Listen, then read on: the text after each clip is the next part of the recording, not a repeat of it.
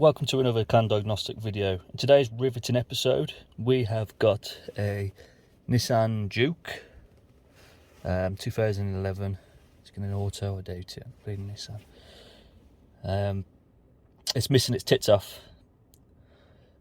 Where are we, Juke? 1.5. So, guess in, before we go in, probably an injector code of some description. Computer supply, multiplex, cylinder 4. These are the two, look.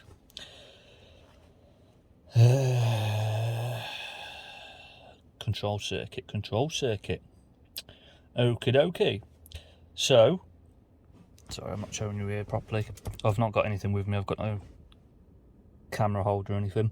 So, cylinder 4, injector control circuit, pending code, current code, preheating unit, diagnostic control connection, consistent multiplex signals for cruise control. None of that's going to work if there's an engine fault, which obviously cylinder 4. So we need to go to cylinder 4 injector, check the resistance of the injector, and then check the control circuit. Obviously it does say control. Yeah, hopefully it should be relatively straightforward to diagnose the control of this injector. Right, see you on the other side. Okay, so we're just looking at some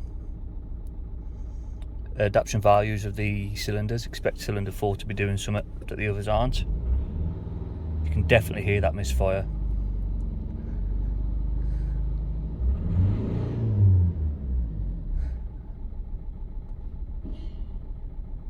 But they're not doing anything, are they? Right, so we can't go with this data. It's not going to help us.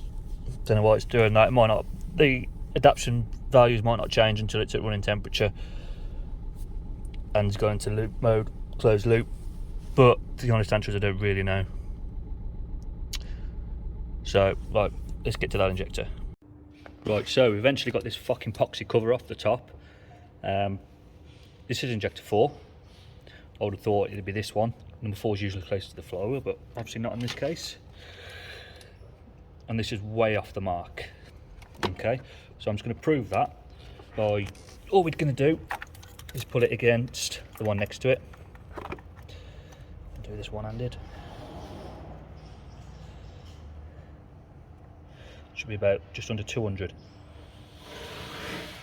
Okay, there we are. So it's about a quarter of what it should be. Check again with number 3, or technically number 2 in this case.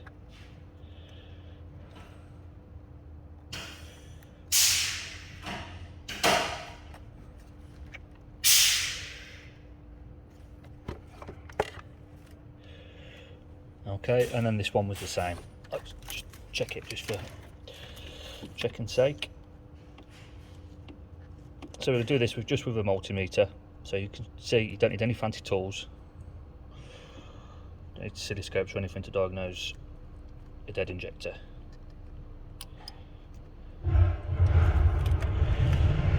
Okay, so good, bad. Now the next job we need to do is we need to check the wiring. So what we're going to do is put, and I'll say, when I mean check the wiring, we're going to make sure it's not going to ground. Let's put it in.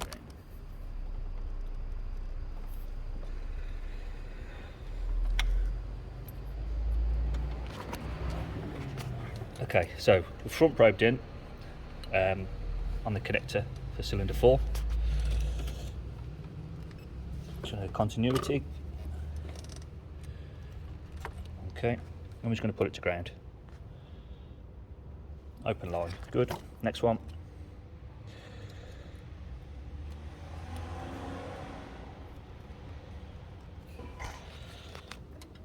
Back to ground. Okay. Open line, so the wiring's good. We need an injector, simple as that.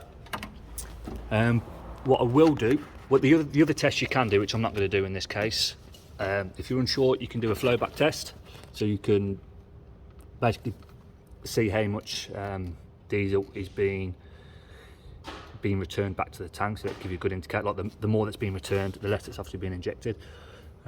So if the injector's stuck closed, you'd be able to see, you know, you see a massive difference between that one and the ones next to it.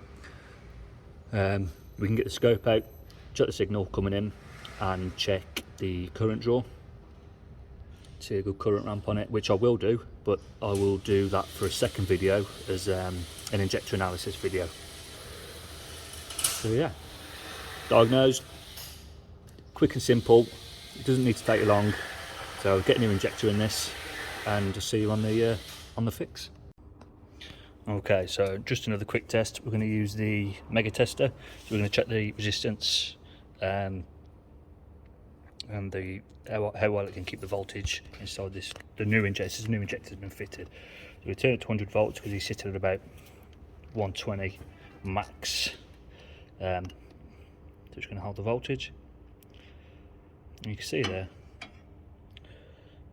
108.8 volts. Now if we take this to the knackered one, this is the old one, same test again. There we go, look.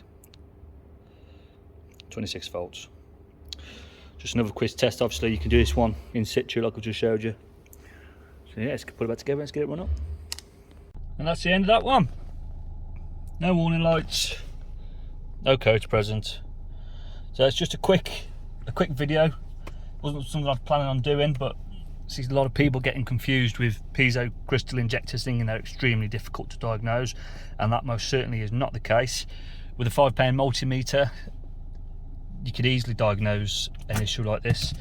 So I know this video obviously not professional. I'm shaking like a shitting dog because I've got none of my camera stuff with me. And obviously it's a busy workshop with a lot of people walking around, and it's difficult to talk to myself at the best of times, let alone when there's a lot of people about. There's a quick and easy test without using fancy equipment. Yes, I have used a scope on it, and I took some current ramps and voltage peaks with the known good, the known bad, but that'll be for a separate video where we go into a bit more depth and describing exactly what's happening when it's happening. But that's beyond the scope of this video, so it's just a basic video. So it puts an end to this one. Until next time, ta-da.